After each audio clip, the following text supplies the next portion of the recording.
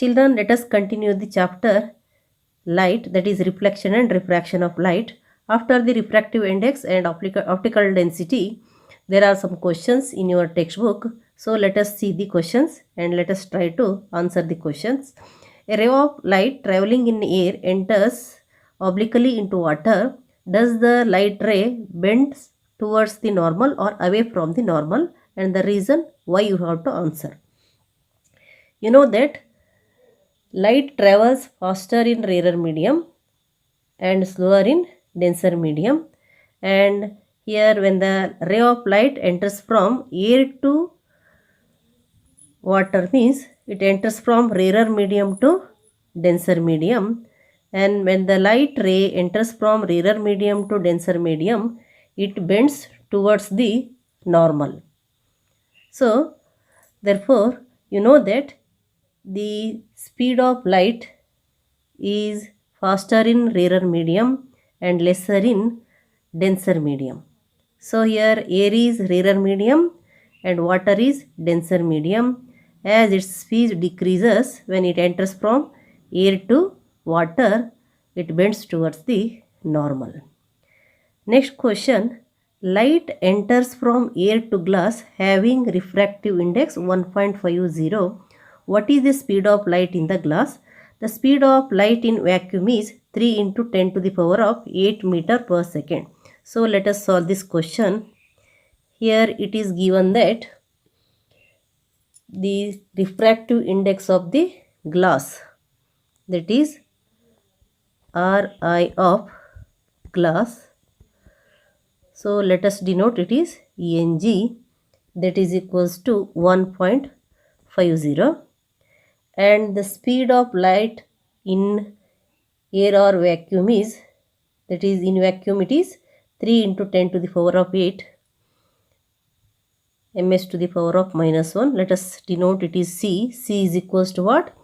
3 into 10 to the power of 8 meter per second ms to the power of minus 1. The question is here, what you have to find out? What is the speed of light in the glass? So what you have to find out? Speed of light in glass. Speed of light in glass. Refractive index of glass is equals to speed of light in vacuum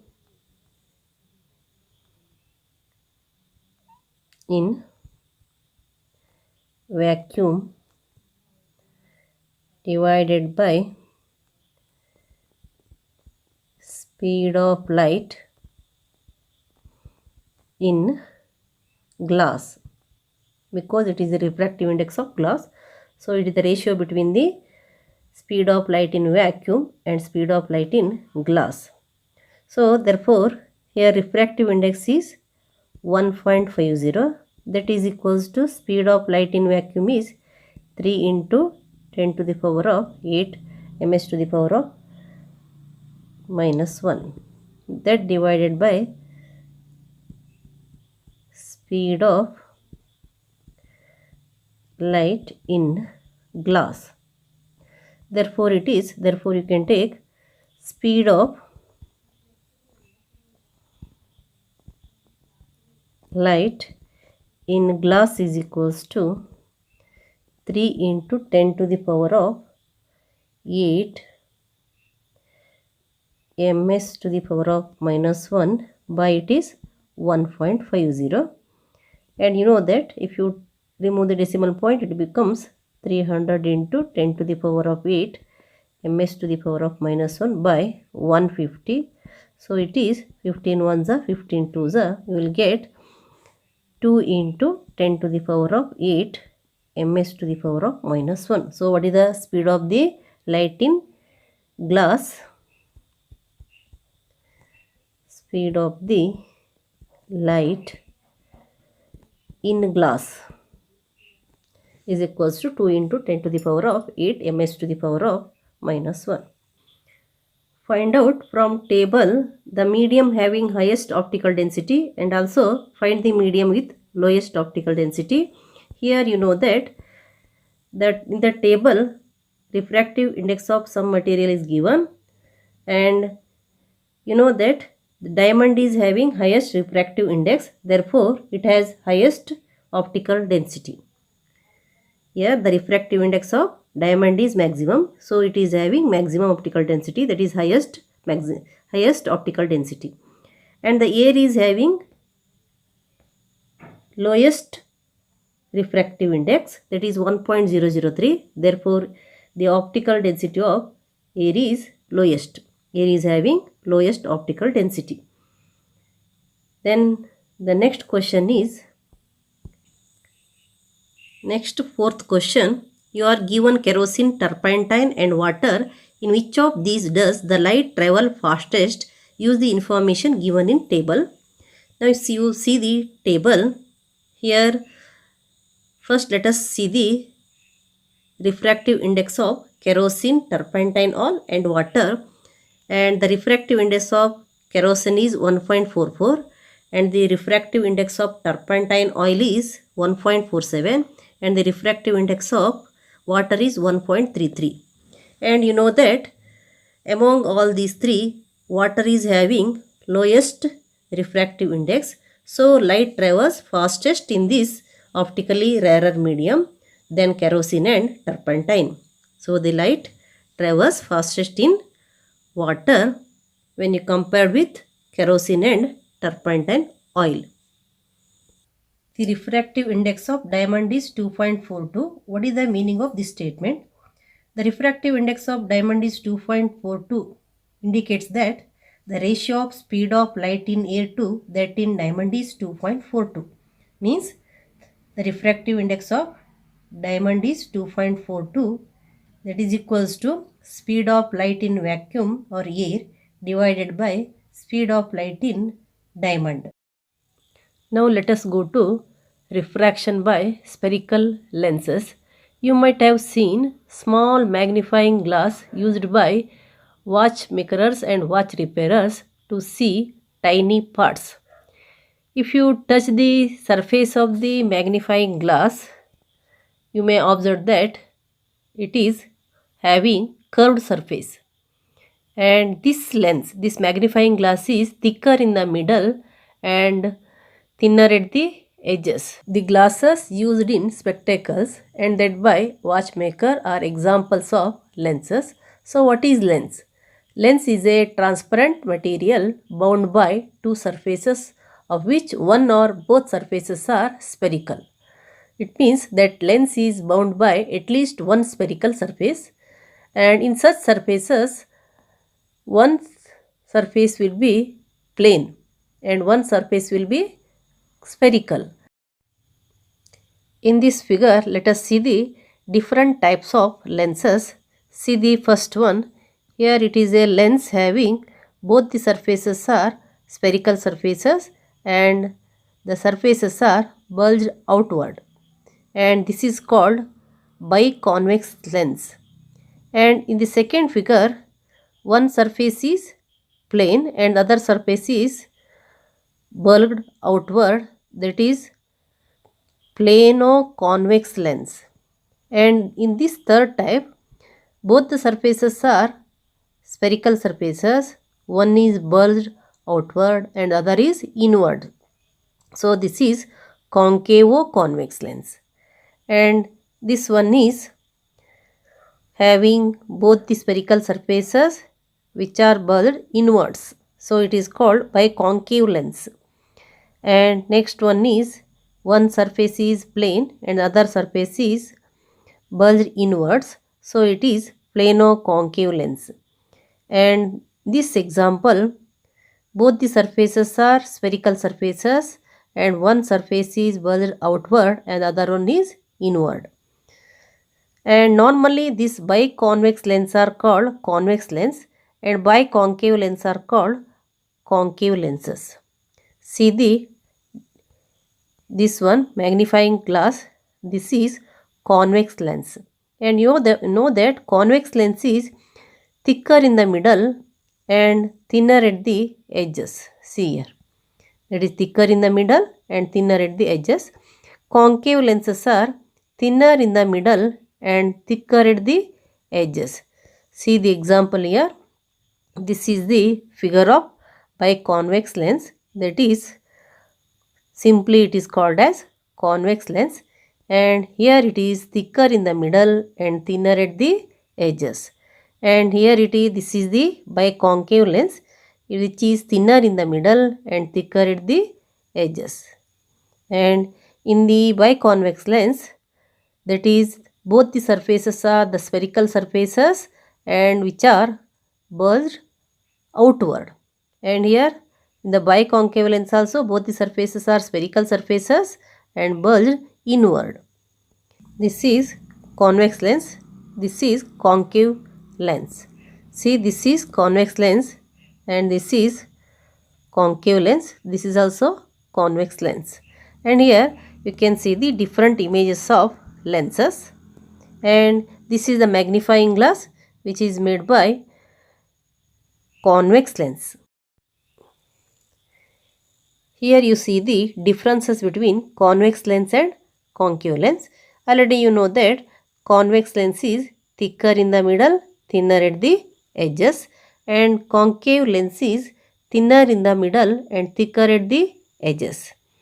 And other one thing, here both the surfaces are in the convex lens, both the surfaces are bulged outward, and in the concave lens both the surfaces are bulged inward.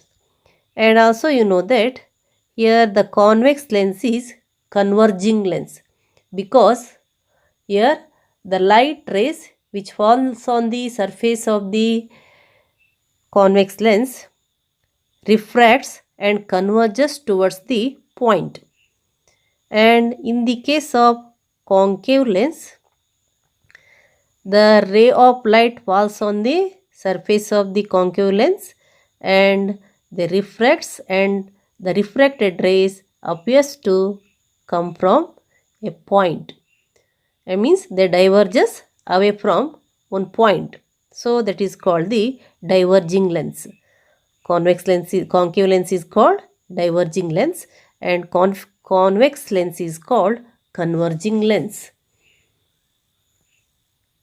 And you know that here a lens, it may be convex lens or concave lens, it has two spherical surfaces. Each of these surfaces form a part of sphere, and you know that each sphere is having center. The centers of these spheres are called centers of curvature of the lens.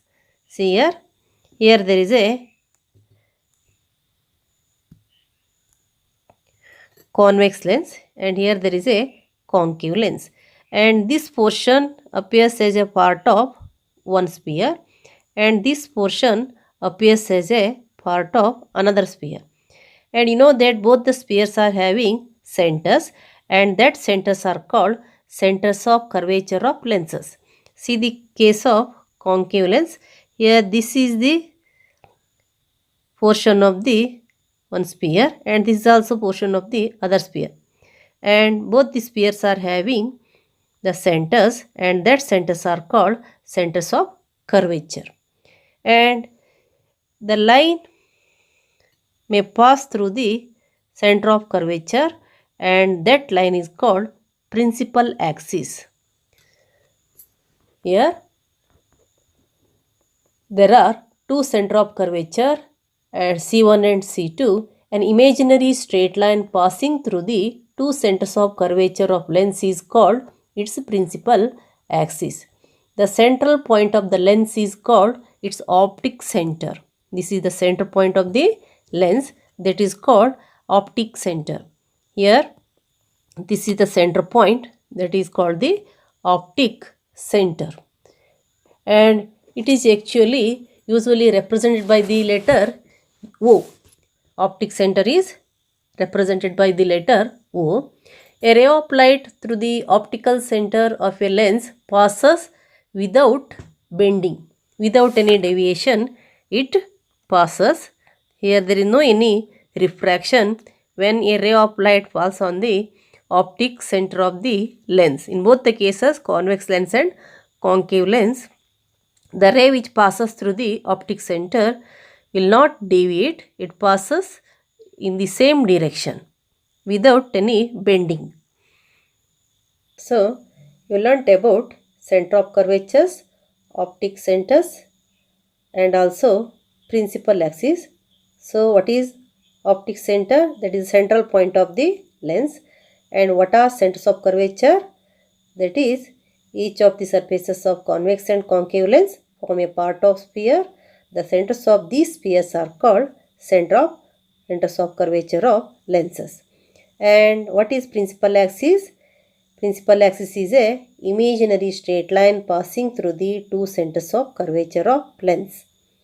And also the word aperture. Aperture is the effective diameter of the circular outline of a spherical lens. It is the effective diameter of the circular outline of a spherical lens. What happens when parallel rays of light are incident on a lens? Let us do an activity to understand this. While doing this activity, do not look at the sun directly or through the lines. Otherwise, you may damage your eyes if you do so. Hold a convex lens in your hand. Direct it towards the sun. Focus the light from the sun on a sheet of paper. Obtain a sharp, bright image of the sun. Hold the paper and the lens in the same position for a while and keep observing the paper. What will happen here? You know that the paper begins to burn, producing smoke. It may even catch fire after a while. You know that the light from the sun constitutes parallel rays of light. Here, the rays from the sun are parallel rays. These rays were converges by the lens at the sharp bright spot formed on the paper. See here, the ray of light falls on the surface of the lens and the refracted ray of these rays converges towards a point, forming a burning spot on the paper. The bright spot you got on the paper is a real image of the sun. This is the real image of the sun. The concentration of the sunlight at a point generated heat, and this heat burns the paper. You know that all the rays are concentrated towards a point here. So, large amount of heat will be produced at this point and paper will get burnt. So, the light converges towards a point and paper burns at that spot. So, this shows that here the convex lens is a converging lens and here all the refracted rays converges towards a point. See this figure, several rays of light parallel to the principal axis are falling on the surface of the lens, and all these rays are refracted and that refracted rays converges towards a point. Here the point is F and this point is called the principal focus of this lens. Here this point F is on the principal axis and that point is called the principal focus of the lens. So let us once again, here several rays of light parallel to the principal axis are falling on convex lens. These rays passes through the lens and refracts, and the refracted rays converges towards a point on the principal axis. That point is called principal focus. That point is called principal focus of convex lens. See, in the case of concave lens, many rays of light parallel to the principal axis are falling on a concave lens. These rays refracts from the lens and they are appearing to diverge from a point on the principal axis. See here, these are the rays which are parallel to the principal axis. They falls on the surface of the concave lens, and these rays are refracted rays. You know that all these rays appears to coming from a particular point, means they appears to diverge from a particular point. So this point is called the principal focus of the concave lens, but this point is not real point. This is the principal focus and this is not real principal focus. This is virtual principal focus because the refracted rays appears to come from this point. So this is called the virtual principal focus of the concave lens. If you pass parallel rays from the opposite surface of the lens, here the rays of light falls from the opposite surface of the lens. Here this is the rays which passes through the opposite surface of the lens. Then you will get the principal focus on this side. That is, all the refracted rays converges on the opposite side of the lens. And you got that here this convex lens got two principal focus. One is when the ray of light passes from this direction, you got the principal focus on this direction. And if a ray of light passes from this direction, and then you will get the principal focus in the opposite direction. So you know that the lens is having two principal foci. In the case of concave lens also, here the rays of light falls on the surface from this direction, and you got the principal focus also on this side only. And you know that all the refracted ray appears to be coming from the point F here, which is the virtual principal focus of the concave lens. In this way, this concave lens is also having two virtual principal foci. So if you got the convex lens, you know that if a ray of light falls from this direction, you will get the principal focus in this direction. If the rays of light from this direction, you will get the principal focus on this direction. So let us consider one is F1 and other one is F2 here. And in the case of concave lens, if rays of light falls on this surface, you will get the principal focus in this side only. And if the rays of light falls from this direction, and you will get the principal focus on that side only. And this concave lens is also having two principal foci on both the sides, and both of them are virtual principal foci here. Virtual principal foci. In these figures, we can observe that the concave lens and convex lens, both of them are having two principal foci, and both the principal foci are at equidistant from the optic center. Both the F1 and F2 are at the equal distance from the optic center O. So you can say that OF1 is equals to OF2 in both the cases, and this distance OF1 and OF2 is called the focal length. That is the distance of principal focus from the optical center. From the optic center is called the focal length. So this is the focal length. The distance between O and F2 is focal length. Similarly, the distance between O and F1 is also focal length. And here also this is F, this is F, that is focal length here.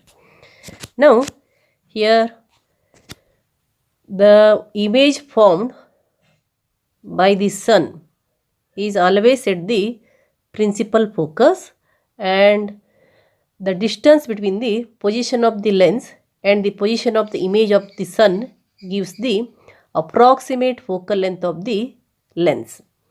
Here, if you want to get the principal focus and focal length, you must have the image of the sun, and the point at which the formation of the image of the sun is there means that point is the principal focus, and the distance of that principal focus from the optic center is nothing but focal length.